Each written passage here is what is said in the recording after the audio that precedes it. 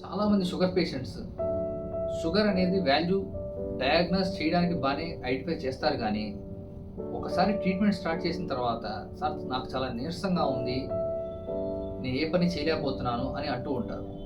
ఇది ఎందుకు అంటే షుగర్ అనేది ఎక్కువ అయితే ఎంత ప్రాబ్లమో షుగర్ డౌన్ అయితే కూడా అది అంతకంటే ఎక్కువ ప్రమాదం. అండ్ అది ఇంకా ర్యాపిడ్గా మనకి డయాగ్నోస్ అవుతూ ఉంటుంది. పేషెంట్ చాలా ఇబ్బంది క్రియేట్ చేస్తూ ఉంటుంది. సో షుగర్ అనేది కంట్రోల్ చేయాలే కానీ అది ఎంతవరకు కంట్రోల్ చేయాలి అనే దాని మీద కూడా పూర్తిగా అవగాహన ఉండాలి.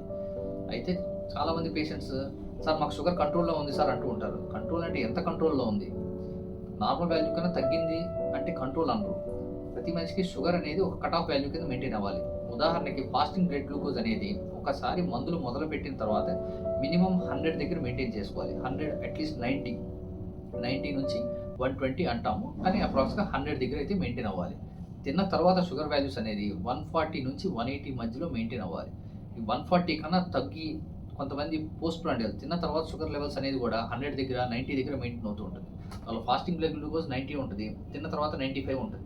ఇటువంటి పేషెంట్స్కి చాలా నీరసంగా ఉండడం కానీ మధ్య మధ్యలో షుగర్ డౌన్ అయిపోవడం కానీ జరుగుతూ ఉంటుంది. సో షుగర్ అనేది కంట్రోల్ చేయాలే కానీ ఎంతవరకు కంట్రోల్ చేయాలి అనేది తెలియడం కూడా చాలా ఇంపార్టెంట్.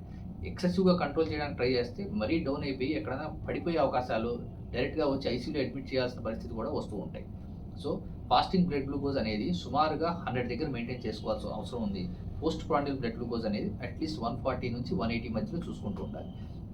ఈ వాల్యూస్ ఏవైతే చెప్పానో ఇవి యంగ్ పేషెంట్స్కి కానీ డైలీ యాక్టివిటీ చేసే వాళ్ళకి కానీ, ఒకసారి పేషెంట్ ఓల్డ్ ఏజ్ కానీ బెడ్ రిడన్ పేషెంట్స్ ఉన్నప్పుడు వీళ్ళకి కొంచెం పెంచడం అనేది అవసరం. ఎందుకంటే వాళ్ళ డైటరీ హ్యాబిట్స్ అనేది అంత కరెక్ట్ టైం ప్రకారం తినడం కానీ కరెక్ట్గా మెయింటైన్ చేయడం అనేది కొంచెం ఇబ్బందిగా ఉంటుంది. కాబట్టి వీళ్ళకి ఒక 10 మిల్లీగ్రామ్ అంటే 120 మిల్లీగ్రామ్ కానీ ఫాస్టింగ్ పోస్ట్ ప్రాండియల్ అనేది అట్లీస్ట్ ఒక 180 దగ్గర మెయింటైన్ చేసుకుంటూ ఉంటే వాళ్ళకి మధ్య మధ్యలో డౌన్ అయిపోకుండా అటువంటి ఇబ్బంది పడకుండా ఉంటారు.